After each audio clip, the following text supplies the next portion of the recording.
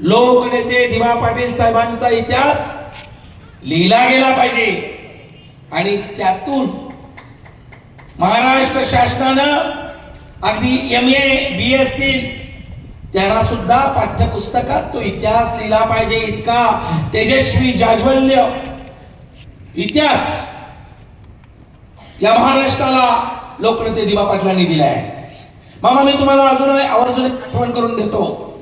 कोविडच्या आधी 17 ते 18 2017-18 मध्ये महाराष्ट्र शासनाला आम्ही पत्र दिले आमच्या पनवेल संघर्ष समितीच्या वतीनं की लोकनेते दिवा पाटील साहेबांना मरणोत्तर महाराष्ट्र भूषण पुरस्कार दिलाच पाहिजे.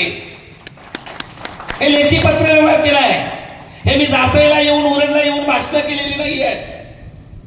या ठिकाणी जर सभापती गरज साहेब असतील तर त्यांना माहिती आहे. उरण पंचायत समितीमध्ये सुद्धा आम्ही ठराव केलाय.